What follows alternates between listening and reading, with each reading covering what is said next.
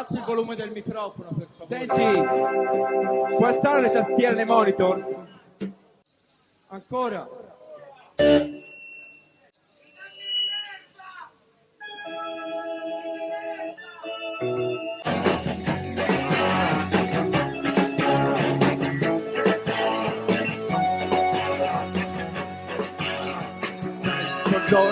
Io sono Piero Pelù, sono il cantante di Litfiba. Ora presento gli altri.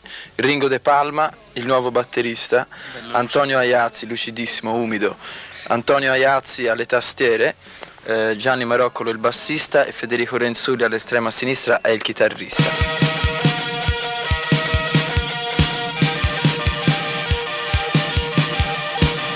Finalmente, dopo oltre 30 anni dall'ultima edizione in vinile, Warner Music Italia ha ristampato Desaparecido, il primo album dei Litfiba pubblicato originariamente nel marzo 1985. Quest'uscita mi fornisce l'assist perfetto per riparlare di un'opera fondamentale della musica italiana e lo farò accompagnando il mio racconto ai contributi dei protagonisti dell'epoca: Bruno Casini, Federico Guglielmi, Francesco Calamai, Antonio Aiazzi, Gianni Maroccolo e Ghigo Renzulli. Un viaggio nel glorioso passato che ha ancora uno splendido presente.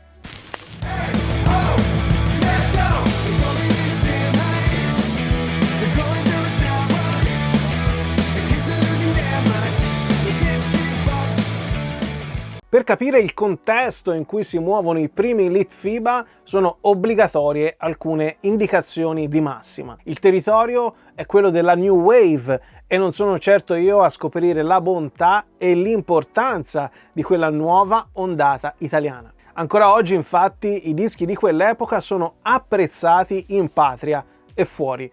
E in particolare la scena fiorentina sarà una delle più attive, l'unica in cui alcuni dei suoi protagonisti sono arrivati a un successo medio-alto e questo successo è durato poi nel tempo. In realtà, prima di Desaparecido, la band fiorentina ha già all'attivo un LP, un 33 giri a tutti gli effetti, ma si tratta della colonna sonora dello spettacolo Eneide, portato in scena dalla compagnia teatrale Krypton e pubblicata nel 1983. E ci sono già stati anche 2 EP e un singolo, più la partecipazione a 3 compilations. Andiamo con ordine allora, tracciando qualche coordinata necessaria a capire come si sia arrivati a questo splendido album. Qui è iniziato il progetto Litfiba, che non si chiamava ancora Litfiba, ci scervellammo per trovare un nome e alla fine fu scelto Litfiba, quello proposto da Ghigo, che era una frase Telex. Sì. Un acronimo si dice. Acronimo? Sì. Acronimo Telex. Acronimo Telex. Via de' Bardi 32 a Firenze è diventata nel corso degli anni una delle mete privilegiate dai fan dei Litfiba provenienti da ogni parte d'Italia. La sala prove, tirata su ad arte, fatica e sudore da Federico Renzulli nella cantina di questo antico palazzo, vedrà muovere i primi passi della band e sarà per sempre ricordata nel loro nome. Perché dico questo? Perché nella sigla Telex utilizzata da Gigol per trovare un nome al gruppo, L è la sigla fissa di chiamata, IT sta per Italia, FI per Firenze e BA appunto per Bardi, e quindi Via de' Bardi. La vedete sta fenditura? Mi fece un culo così per farla, perché mancava la cassetta della posta, a forza di trapano. Una giornata intera, avevo le mani spappolate la sera, però è rimasta storica. Se lo beccavano le belle arti gli facevano un culo così. Lo sai che ci hanno provato 50 volte a ridipingere tutte le scritte dei ragazzi? Sono sempre tornate.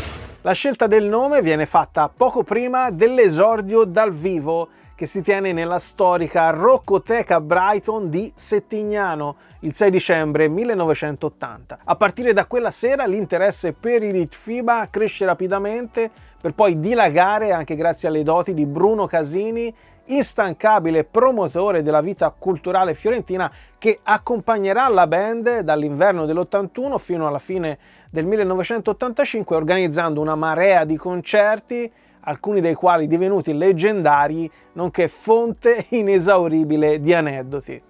Alzi il volume del microfono, per favore. Senti, puoi alzare le tastiere nei monitors? Ancora. Un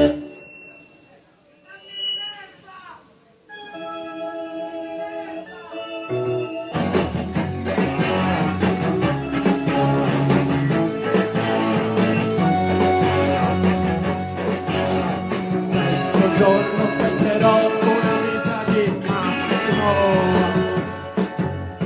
Sognerò di avere solo sognato.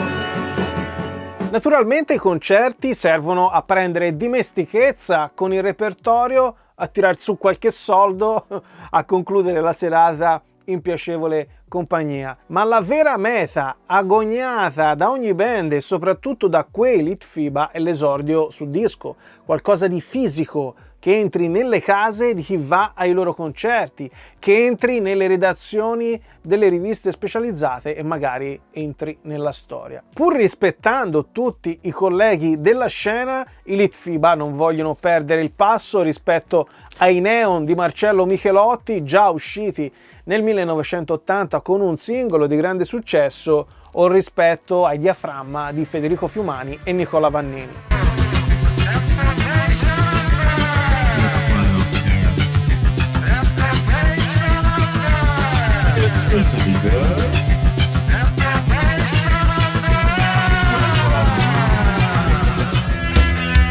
Disegni sul vetro l'agonia del cuore, strisciando le unghie sul muro. Guardare la vita ragazzi lontano, cercando la pelle sul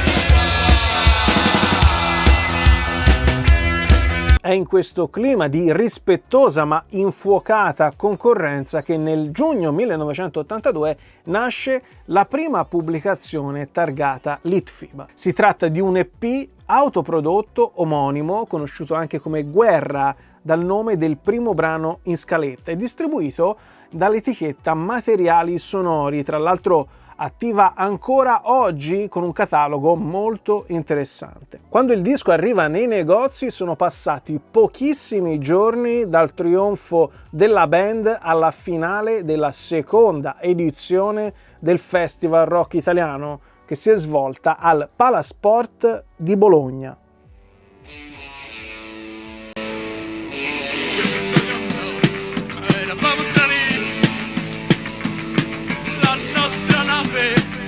viaggiava veloce e noi uomini noi vinceremo, sarà quella sfera nelle nostre mani. Io mi ricordo tante belle cose di quel periodo, soprattutto musicali, quel mio periodo che sono stato con Litfiba. Io sono stato fondatore, batterista del Litfiba, Litfiba che hanno mosso i primi passi, diciamo, in Firenze e dintorni, poi si sono allargati, poi è arrivata questa iscrizione clandestina al Festival Rock insieme a Gianni Maroccolo, vittoria del Festival Rock dopo le varie preliminari, date preliminari che abbiamo fatto, diciamo, qui nei dintorni di Firenze, e poi questa bellissima serata a Bologna nel 1982 dove ci vede trionfatori. Per la serata presentiamo il nostro primo EP che poi verrà soprannominato Guerra, ma se in realtà scusate, ma non aveva un nome preciso, prenderà il nome poi Guerra in seguito. E dopo, oltre alla presentazione del disco e alla vittoria del Festival Rock, che comportava anche un bellissimo tour in Sicilia, c'era anche un altro bellissimo gadget, un altro bellissimo regalo. Eccola qua. Ora la vedete voi tutti, la famosa targa del Festival Rock di Bologna, targa a cui dissi a Ghigo: guarda Ghigo, dai, la tengo qualche giorno, io è 40 anni che ce l'ho e a questo punto me la tengo stretta. I tuoi occhi sei quasi come cieco, per dai visioni non stai vivendo.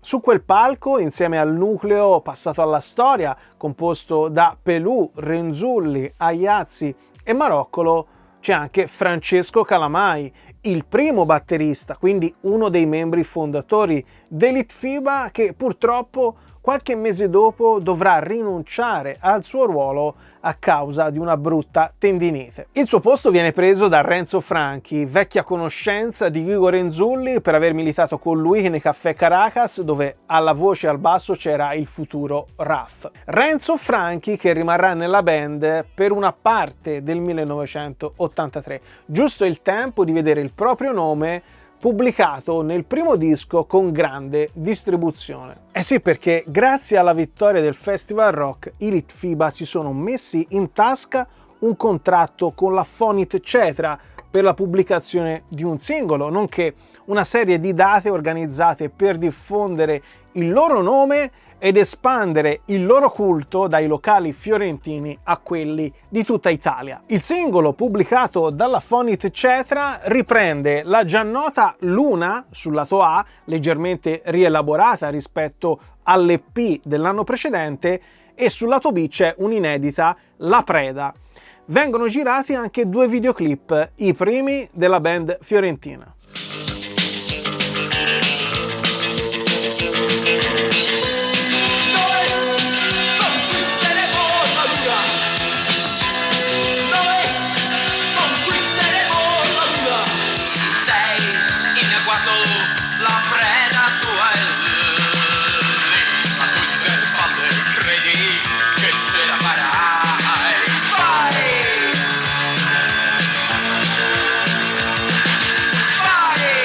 Nell'ottobre del 1983 l'etichetta Suono Records pubblica la colonna sonora dello spettacolo teatrale Eneide di Krypton, da sempre uno dei pezzi più ambiti dai collezionisti della band. Andando avanti veloce nella storia dei Litfiba pre-Desaparecido, continuano i concerti senza sosta in Italia e all'estero, soprattutto in Francia.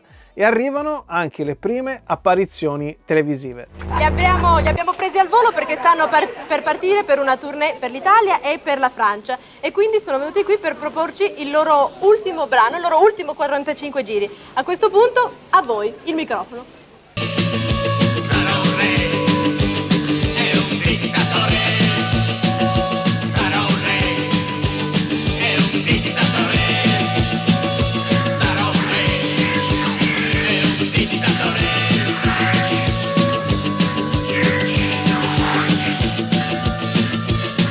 Nel 1984 è la volta di Gli Assassin, il secondo EP che deve il titolo alla cover del brano di David Bowie presente nel suo album Lodger del 79. Questa volta l'etichetta è la gloriosa Contempo di Firenze, già negozio di dischi, meta di moltissimi appassionati. Nel frattempo i Litfiba sono venuti a contatto con Alberto Pirelli, lo hanno incontrato nello studio di registrazione della Gas, ma è solo con la creazione della sua nuova etichetta Ira che Pirelli diventa a tutti gli effetti il discografico dei Litfiba. Prima di fondare l'Ira Records, Pirelli ha già tentato di trovare un contratto discografico alla band, ma senza successo. Nessuno crede nelle potenzialità delle band che vogliono cantare nella nostra lingua. Io volevo fortemente che il rock cantato in italiano prendesse piede, ed è nel mio carattere cercare di ottenere ciò che davvero desidero. E poi, a parte il motivo ideologico che una colonizzazione anglofona così brutale mi sembrava intollerabile, c'era il dato di fatto che quanto di più interessante c'era in quel momento nel paese era cantato in italiano. Diaframma, Litfiba e CCCP fedeli alla linea. Questo andava in qualche modo dichiarato, senza peraltro erigere sciocche barriere contro chi aveva scelto l'inglese. Nel corso degli anni la figura di Alberto Pirelli è stata oggetto di critiche da parte di chi non condivideva i suoi modi di fare. Non posso e non voglio giudicare ciò che non ho vissuto in prima persona, ma è innegabile che la sua presenza sia stata fondamentale non solo per l'ascesa dei primi Litfiba, ma anche per l'affermazione del rock in italiano da lì a seguire. È proprio lui, infatti, a voler dare spazio alla nuova musica italiana cantata in italiano. Questo è il motto dell'etichetta scelto per promuovere la prima pubblicazione a 33 giri, una raccolta dal nome Catalog Issue che presenta 2 brani allora inediti per ogni band messa sotto contratto, quindi Litfiba, Moda, Diaframma e Underground Life. Progressione della radio, arriva d'Oriente e mi trasformerà.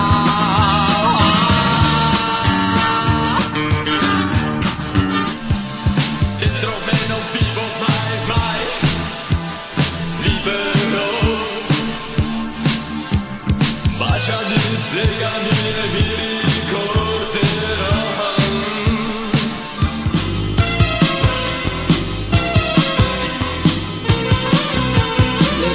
Sul ventre, nei soffi del vento, su stoffe d'argento, nelle stanze sfocate dei nostri gesti, ritrovo il tuo corpo fluttua. Oltre il muro solo ghiaccio e silenzio.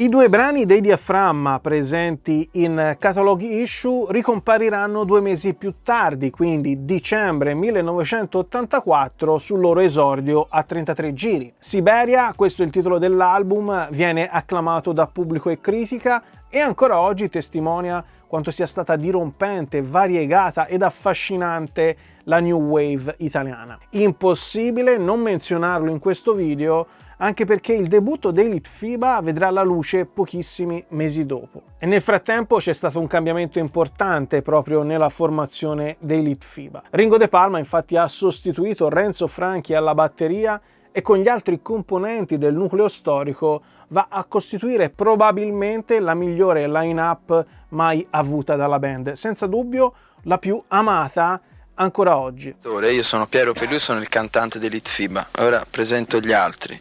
Ringo De Palma, il nuovo batterista, Antonio Aiazzi, lucidissimo, umido, Antonio Aiazzi alle tastiere, Gianni Maroccolo il bassista e Federico Renzulli all'estrema sinistra è il chitarrista. Bene, ultima domanda. No, per favore. Basta. Ma è tutta la serie che sta dando noi. Scusate, ma TV Prato. Voglio essere rispettato. No.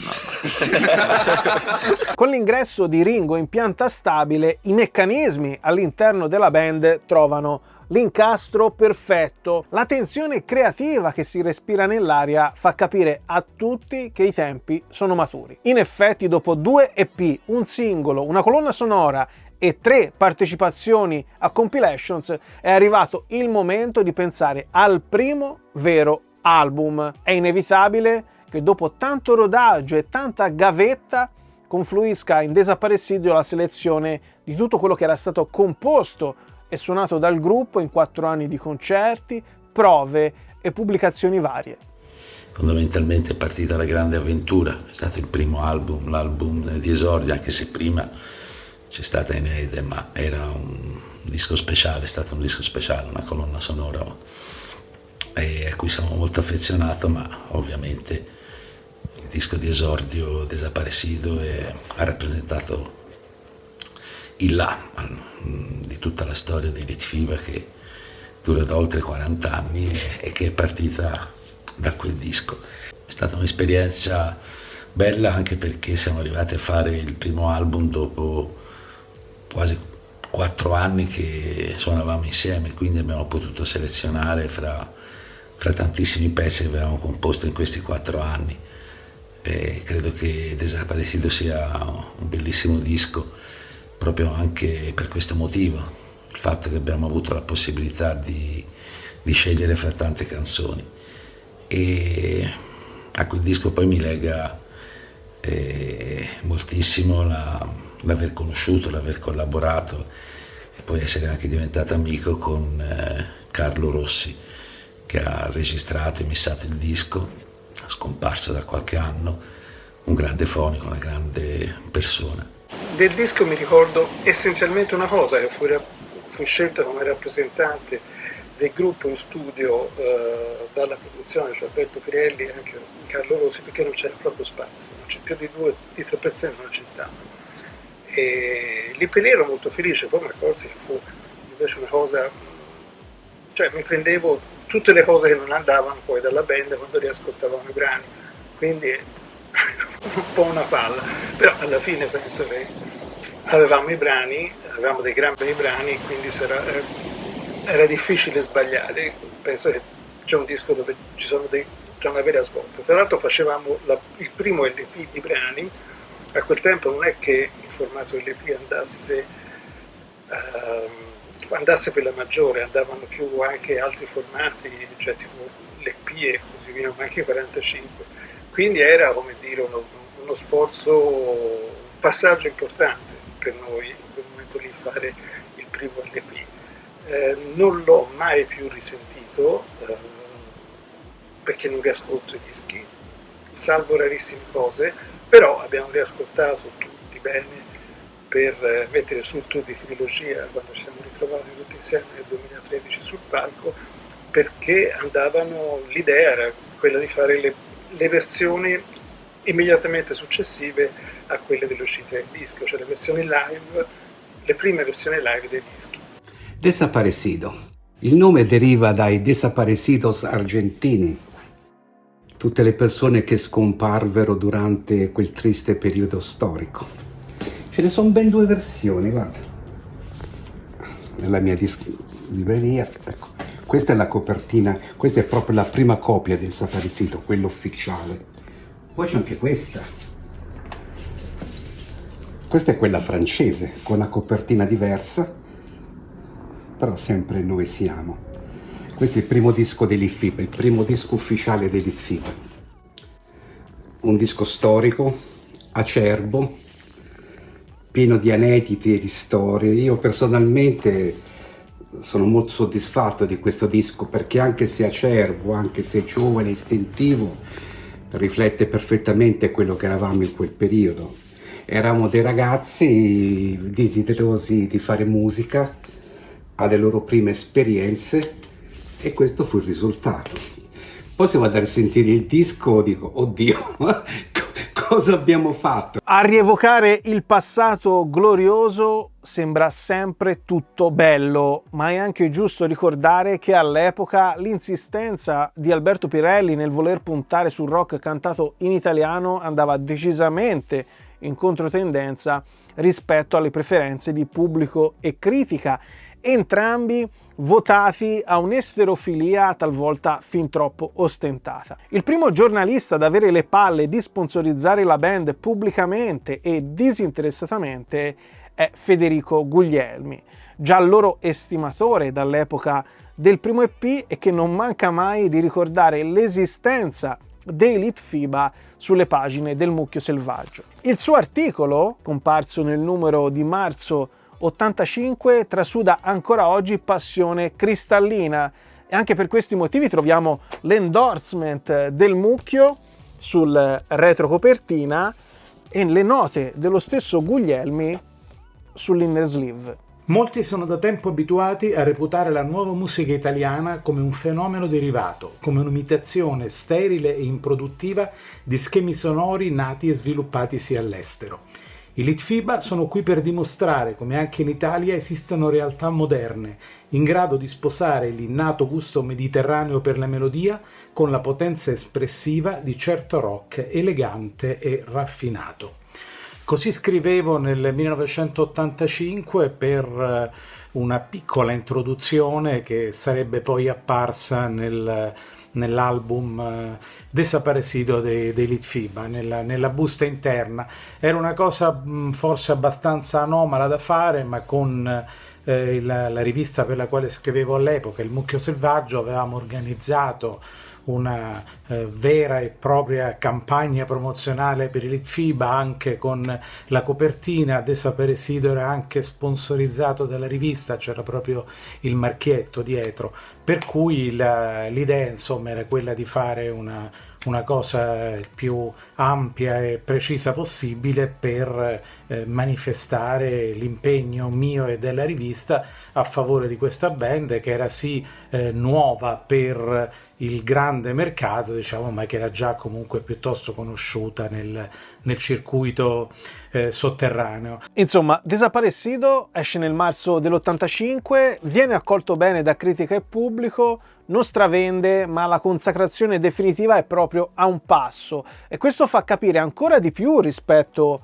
a Siberia dei Diaframma che la nuova musica italiana cantata in italiano non è poi un'idea così campata in aria. Il pubblico interessato c'è, come ci sono band in grado di comporre ottima musica. Desaparecido è sicuramente una fotografia piuttosto veritiera di quanto siano cresciuti i Litfiba nel giro di 4 anni.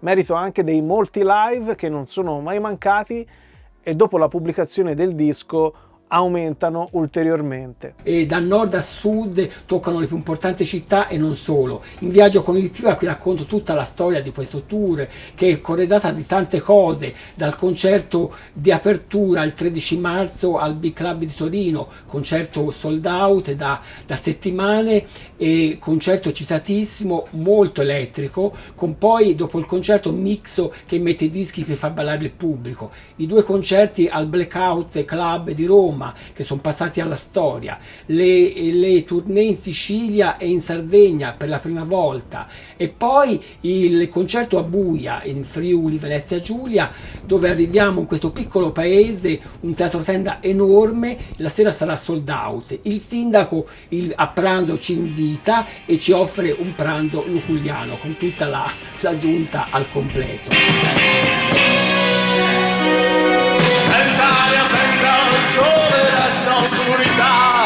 E l'uomo vive un sogno fatto di silenzi, sognerà la terra e terra è.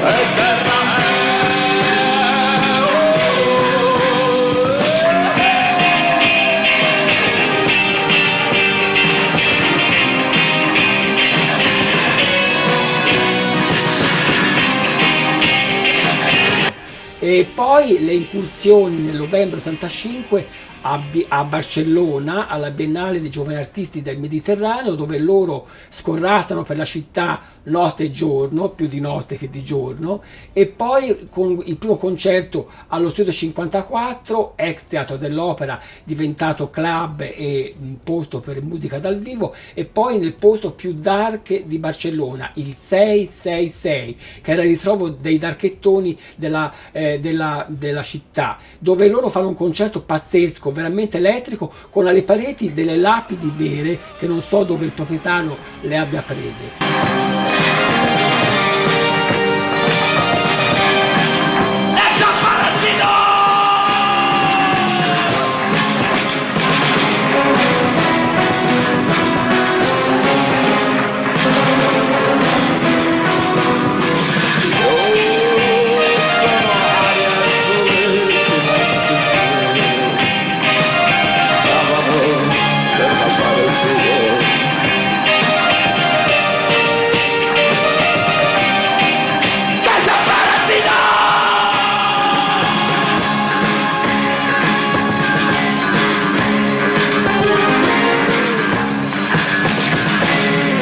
Tanti brani li suoniamo ancora ora e non sono assolutamente cambiati di arrangiamento, tipo Istanbul per esempio non è assolutamente cambiato, così era e così è rimasto. La Preda per esempio l'abbiamo un po' cambiata, altri brani l'abbiamo ancora più modificati, ma sai com'è, va bene così, perché si cresce, si va avanti, si migliora, soprattutto ci si adegua ai tempi storici, ci si adegua.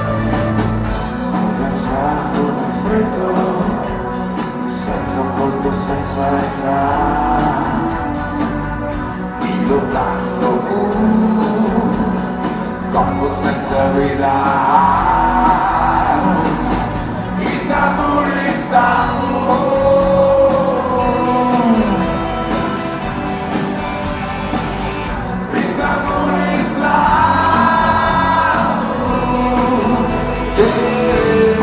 Se risento questo disco, addirittura la voce di Piero è molto diversa, era molto ragazzino Piero, non so neanche, aveva 20 anni, quindi la sua voce si sente di quel periodo, l'ha maturata strada facendo, la voce di Piero, ma anch'io quando lo suonai in studio di getto, alla prima, anzi addirittura c'è anche un aneddoto che quando registrai il brano Guerra, lo suonai tutto di fila così, con foga, con ardore, e mentre suonavo mi spezzai un'unghia, praticamente detti una plettrata troppo forte sulla chitarra e mi andò via tre quarti di unghia del dito indice, ma mentre suonavo non me ne accorsi, c'avevo l'adrenalina a 1000. Il problema è che mentre continuavo a suonare a farla solo ci usciva sangue a fiotti da questo dito e alla fine dell'esecuzione, perfetta, buona la prima, mi trovai tutta la chitarra completamente insanguinata. E che male, ragazzi, il dolore non l'ho sentito sul momento, l'ho sentito dopo.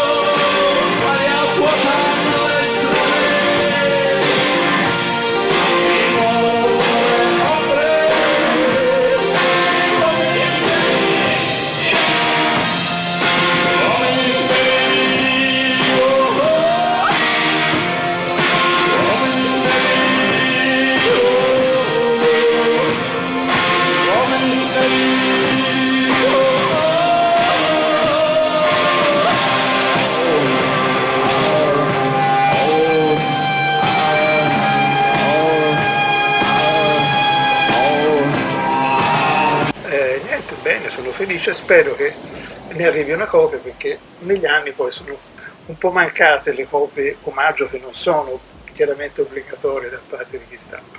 A proposito, questa ristampa non è sicuramente indirizzata a chi cerca spasmodicamente l'aderenza stretta alla prima stampa, ma è consigliata a tutti gli altri che amano il disco e aspettavano da tempo una nuova edizione in vinile a prezzi umani. Si è scelto di curare maggiormente l'appeal estetico piuttosto che ricalcare in tutto e per tutto l'impatto grafico originale, e questo farà felici molti e scontenterà altri. Naturalmente copertina e retrocopertina, a parte alcune lievi e comprensibili differenze nei crediti di edizione, sono rimaste quelle curate graficamente da Fabio Galavotti, attivo anche come musicista nei Moda, su foto di Cesare Dagliana. È vero poi che dal punto di vista audio probabilmente poteva essere fatto qualcosina di più, perché si tratta di un'opera fondamentale della musica italiana, ma è anche vero che si tratta di un disco imperdibile qualsiasi sia la versione pubblicata, e in questo senso sono contento che sia stata data la possibilità a chi lo desiderava di aggiungerlo alla propria collezione. È un album fantastico, anche perché io l'ho ascoltato veramente migliaia di volte. Nell'album ci sono dei brani come Pioggia di luce, che è un gioiello sonoro, poi Istanbul, pezzo già che loro facevano dal vivo da diverso tempo, poi Guerra, che era presente anche nell'album, nell'EP di materiali sonori, e poi Eroi nel vento e Lulu e Marlene. Lulu e Marlene, la storia di un amore lesbico. Eroi nel vento è un brano con cui loro aprono il Desaparecido Tour. Comunque Desaparecido a tutti gli effetti diventa veramente uno dei dischi più belli che i Litfiba abbiano fatto negli anni '80. Fu una pietra miliare per la musica italiana Desaparecido. Io sono contento di aver scritto quelle note che in parte rinnego, perché comunque pensavo all'epoca che sarebbe stato abbastanza difficile che una band italiana di quel genere potesse diventare grande, importante per l'Italia. Vedevo più un certo tipo di new wave italiana espandersi all'estero, come ho scritto nella seconda parte appunto di queste brevi note. Invece non è andata esattamente così, anche se poi in realtà i Litfiba, che sono diventati davvero grandi in Italia, sono diventati in un'altra fase della loro carriera negli anni 90 con un sound e un approccio, diciamo, abbastanza diverso da quello iniziale. Comunque, gran disco, Desaparecido, ancora oggi lo ascolto con grande piacere. E per il resto che dire, è bello essere ancora qua in vita, mentre ogni tanto si festeggiano anniversari, si ricordano album, si ristampano vecchie cose, e è una grande fortuna, è stata una grande fortuna farle. È stata una grande fortuna vivere quelle esperienze, ed è anche una grande fortuna ritrovarci ancora qui, anche se un po' attempati con l'età, a suonare, a ricordare i bei tempi. Per cui, che dire, lunga vita ai Litfiba ovviamente, lunga vita a Desaparecido, lunga vita a tutti noi e lunga vita a Vinilicamente. Ciao Johnny.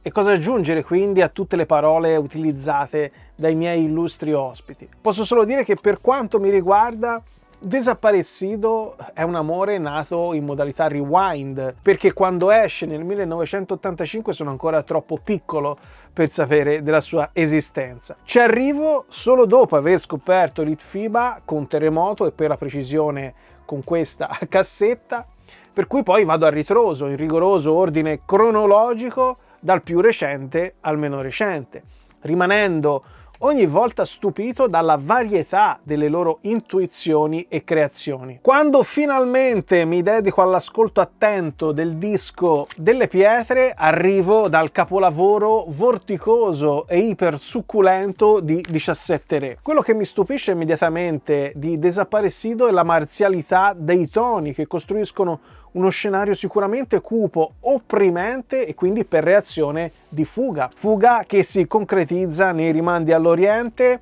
alla cultura gitana, ai viaggi acidi. 8 brani per 33 minuti. La band avrebbe voluto inserire qualcos'altro da tutto il materiale raccolto negli anni della gavetta, ma Alberto Pirelli opta per qualcosa di più asciutto. Col senno di poi siamo tutti fenomeni, e se è vero che qualche innesto in più probabilmente non avrebbe guastato nella tracklist, è anche vero che la scelta di togliere pagherà nell'immediato e nel futuro prossimo. Nell'immediato perché il pubblico si deve ancora abituare alla famosa nuova musica italiana cantata in italiano. Nel futuro prossimo perché ci penserà 17 Re ad allargarsi in tutte le direzioni possibili, occupando addirittura 4 facciate di un doppio LP. E quindi scoprire e ascoltare in loop Desaparecido, leggere le note scritte da Federico Guglielmi, divorare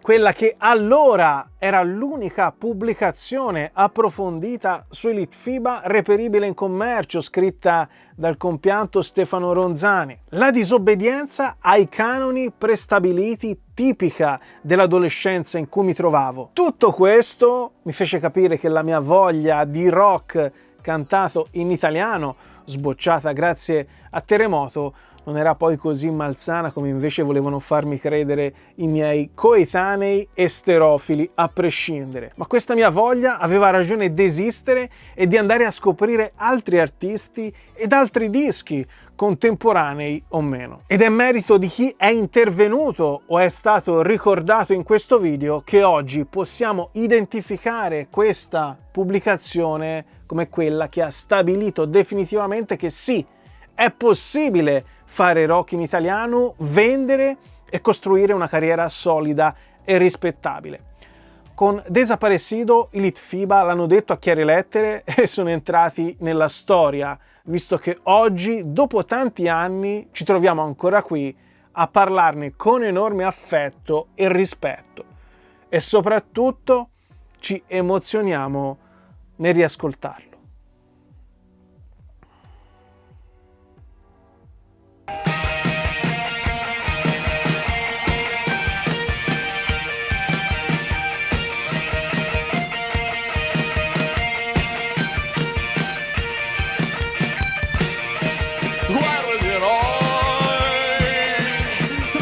senza pietà, e svanite nei sensi.